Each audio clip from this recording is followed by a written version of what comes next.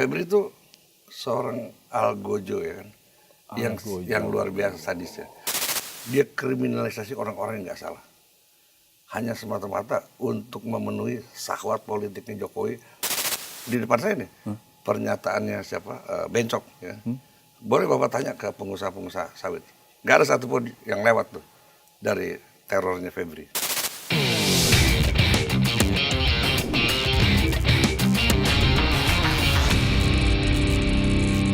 Makanya saya melihat bahwa kasus Febri ini ini perang antar geng nih, gitu loh, geng coklat sama coklat muda, ya kan? Artinya gini, mereka saling coba mendahului ya. Karena apa? Karena kemarin pada saat Febri masih Jampisus itu ada 2 kasus yang kedua-duanya itu diduga ada keterlibatan pihak polisi. Apa itu Pak? Kasus penangkapan Aseng, itu bandar bukan bandar sih, otak dari tambang ilegal emas di Kalimantan Barat. Bahkan di situ diduga ada keterlibatan Kapolda Kalbar, dan ada dugaan juga keterlibatan anak Kapolri di situ. Nah, satu lagi kasus Samintan yang sebelumnya ditahan di KPK tapi lepas, tidak dijerat hukum, ditangkap sama kejaksaan, dibawa.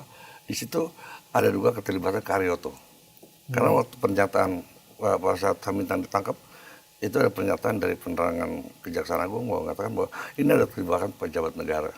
Saya cek langsung, saya tanya, siapa pejabat negara? Dia bilang Karyoto.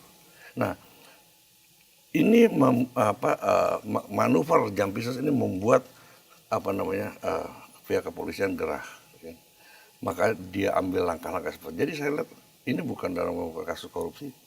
Yang penting sih kalau buat polisi, yang penting Jampisus sudah diamputasi.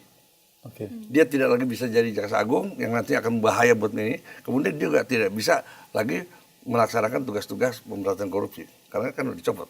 Yang penting itu. Dan jadi kasus ini memang ujung-ujungnya juga nggak akan mengungkap banyak hal.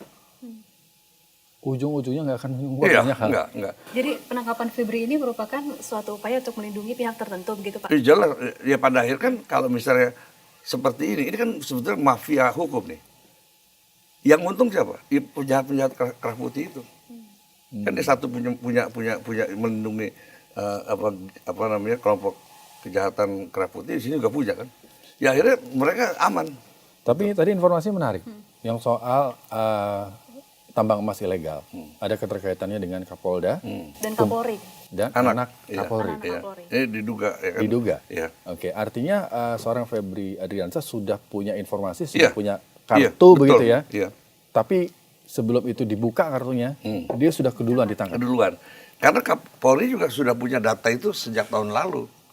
Ketika Febri dibuntutin itu kan, itu sudah ada informasi itu. Makanya ketika kemudian Febri melakukan aksinya ya kan, seolah-olah dia sikat semuanya lahan-lahan bisnis polisi, lahan-lahan bisnis haram yang punya polisi. Wah ini enggak iya nih kan. Apalagi digadang-gadang Febri mau jadi jaksa agung karena sudah dipanggil sama presiden. Ini tambah gawat lagi kan. Artinya begini, Jampisus bisa kayak gitu apalagi jadi jaksa agung kan. Nah, mungkin ini persoalan siapa yang duluan gitu. Dan presiden nggak tahu loh masalah ini beneran. Oke. Nah, kita flashback ke Rumah Sentul nih. Iya. Seru nih, Rumah Sentul karena ditemukan emas ya kan, 74 kilogram, terus berbagai mata uang asing. Informasi yang para jasa dapat, apakah hanya harta itu saja? Buat saya paling penting ini, saya tidak yakin kalau itu uang hasil usaha. Itu barang bukti dari kasus-kasus penyitaan dilakukan oleh kejaksaan, oleh Jampisus. Itu barang bukti. Berarti tidak dikembalikan ke kas negara dong Pak? Ya bisa jadi. Kalau itu taruh di rumah, ya kan, berarti itu kan ada mens rea gimana gitu ya. Masalah bahasa hukumnya dari si penyidik itu siapa kalau misalnya Febri ya. Tapi kan kemarin dikatakan bahwa itu hasil usaha. Saya nggak yakin.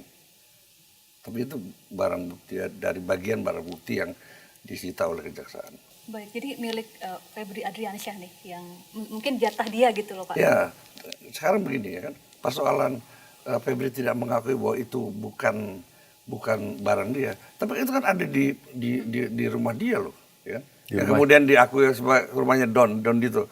Itu kan ya bisa aja semua orang begitu. Tapi kan fakta awalnya itu kan rumah dia. Gitu loh. Seperti kafe juga seperti itu kan. Kan selalu dinyatakan bahwa itu bukan dia punya. Tapi kan faktanya bahwa itu dia punya. Oke. Sosok seorang Febri Adriansyah ini sebagai Jampitsus, informasinya bagaimana Pak? Kan kabarnya saya dengar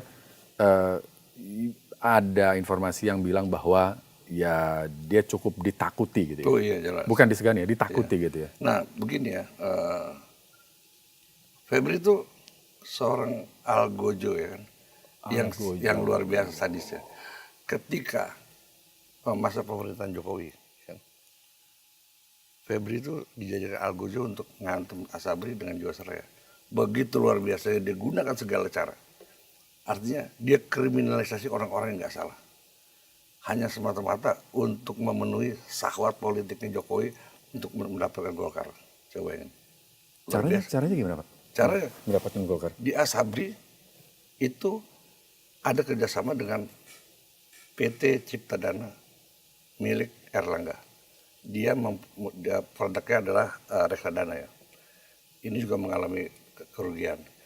Di Jiwasraya, ya kan, ada kerjasama dengan Bakri Group. Itu juga kacau. Nah, kita lihat dua orang ini, satu penasihat, satu ketua Golkar. Disikat nih, disandera. Tapi ternyata mereka pelaku, tapi mereka nggak sampai diperiksa pun enggak. Gitu. Akhirnya dikorbankan, ada orang-orang yang harus dikorbankan. Nah, Febri mampu untuk itu. Jangan salah Pak, dari dua kasus ini ribuan orang terzolimi. Belum pegawai Jiwasraya, belum orang-orang yang punya kerjasama dengan perusahaannya Bencok. Itu pun disita asetnya. Bahkan ada satu asuransi, itu asetnya dibukukan 2,4 triliun kemudian disita sama Febri. Nggak ada kaitannya sama Jiwasraya dan Asabri, nggak ada. Karena dia kerja sama Bencok dan dia mendapat keuntungan dari Bencok. Ini kan ngeri. Nah, sekarang Febri mulai beralih loyalitasnya kepada Prabowo. Bahkan Prabowo sendiri mengatakan luar biasa Febri. Mampu menghantam, mampu mendapatkan mengembalikan uang sampai triliunan dari siapa Wilmart segala macam. Ini kan kerawanan buat mereka nih. Jadi ketika loyalitas Febri berubah dan kemudian jika ada perintah untuk ngantum satu pihak, habis sama Febri. Karena itu sudah dilakukan pada masanya Jokowi. Kayak seperti itu. Baik.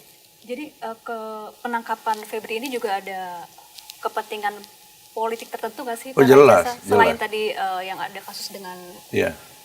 petinggi Polri gitu. Iya. Jelas ini semua ya kan. Karena Febri sudah berani mengusik geng Solo gitu ya. Kasus Pertamina ya kan. Itu kan muncul nama Jokowi. Ketika Ahok di persidangan mengatakan, Pak Hakim kalau berani panggil Jokowi dong. Iya. Ya. Artinya Febri sudah mulai berani mengusik ya kan, geng Solo yang dalam notabene dialah shadow kekuasaan yang sekarang ada di Republik ini. Nah, makanya kan udah mulai muncul bagaimana caranya dia harus mengamputasi Febri. Terlebih ada rencana pergantian Jaksa Agung sementara dia sudah dipanggil Presiden. Jadi ini ada semacam kekhawatiran ya. Karena reputasi Febri sebagai algojo yang siap menggunakan segala cara untuk memenuhi ya kan keinginan-keinginan tuannya gitu. Oke. Jadi mau siapapun tuannya, seorang Oh, iya. Febri Adriansyah ini dianggap sebagai algojo yang bisa mengeksekusi kemauan tuannya. Dianggap lihai, bisa dipercaya Iya. gitu ya. Iya. Oke. Ya seperti itu. Oke. Nah kemudian informasinya soal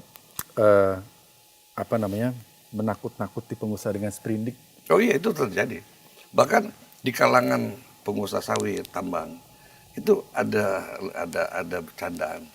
Hati-hati loh, nanti diapengin sama Febri. Apeng itu adalah seorang pengusaha, siapa namanya Surya Dharma ya, yang sekarang masuk Nusa Kambangan karena berani ngelawan. Nama tunggalnya Apeng. Jadi selalu bilang nanti diapeng loh. Gitu. Dan itu sangat dirasakan sekali oleh pengusaha-pengusaha sawit dan tambang ketika Febri menjadi Jampitsus kemarin. Ada kejadian itu Pak? Ada semacam ketakutan ada. Dan Membawa sprindik itu. bahkan pernyataannya di depan saya nih, pernyataannya siapa Bencok ya. Boleh Bapak tanya ke pengusaha-pengusaha sawit. Nggak ada satupun yang lewat tuh. dari terornya Febri. Gitu. Dan ini saya ngomongnya bisa dikonfirmasi. Karena besok dia berani, saya bilang, Pak Bapak berani kok? Iya, oke, saya berani gitu. Hidup saya juga udah tanggung, dia bilang, kamu seumur hidup.